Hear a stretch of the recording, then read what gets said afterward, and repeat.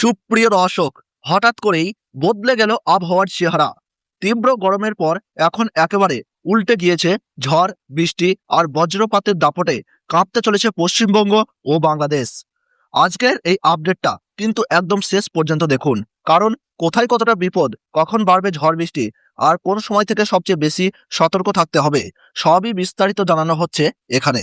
ভিডিওটি ভালো লাগলে লাইক, কমেন্ট, শেয়ার এবং সাবস্ক্রাইব করতে ভুলবেন না, কারণ আমরা প্রতিদিনই নিয়ে আসি এমন গুরুত্বপূর্ণ আপডেট। আজ 1 মে থেকেই আবহাওয়ার এক বড়সড় পরিবর্তন শুরু হয়ে গিয়েছে পশ্চিমবঙ্গ ও বাংলাদেশের বিস্তীর্ণ অঞ্চলে। দীর্ঘদিনের তীব্র গরমের পর কিছুটা স্বস্তি এনে দিচ্ছে বৃষ্টি। তবে এই স্বস্তির সঙ্গেই লুকিয়ে রয়েছে বড়সড় দুর্যোগের আশঙ্কা।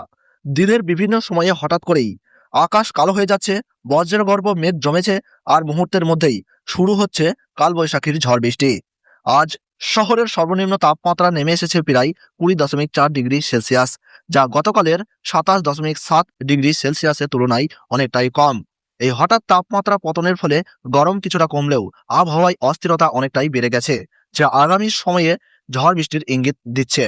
দক্ষিণবঙ্গের জেলাগুলিতে, বিশেষ করে কলকাতা ও আশেপাশের এলাকায় আজ সারাদিন আকাশ মেঘলা থাকবে।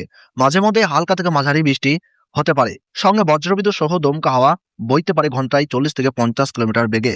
বিশেষ করে বিকেল ও সন্ধ্যার দিকে পরিস্থিতি আরও খারাপ হতে পারে, ফলে এই সময়টা সবচেয়ে বেশি সতর্ক থাকার পরামর্শ দেওয়া হচ্ছে।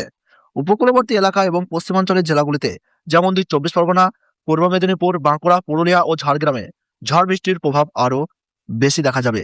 কোথাও কোথাও ভারী বৃষ্টির সম্ভাবনা রয়েছে এবং দমকা হাওয়ার গতি 50 থেকে 60 কিলোমিটারে পৌঁছাতে পারে।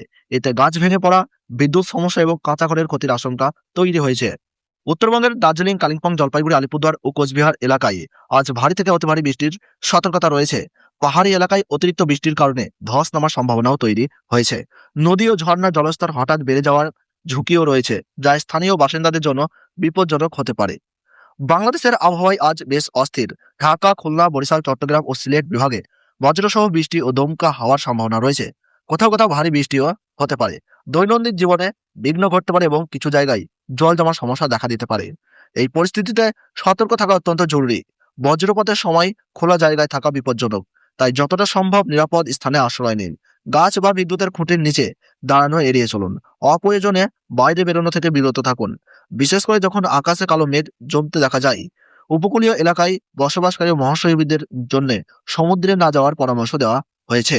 সব মিলিয়ে বলা যায়, আজ থেকেই শুরু হয়েছে দুর্যোগপূর্ণ আবহাওয়া, যা আগামী কয়েকদিন আরো তীব্র হতে পারে। তাই প্রতিটি মানুষকে সচেতন ও সতর্ক থাকতে হবে। শেষ পর্যন্ত দেখার জন্য ধন্যবাদ। আরো এমন গুরুত্বপূর্ণ আপডেট পেতে আমাদের সঙ্গে থাকুন, নিরাপদে থাকুন।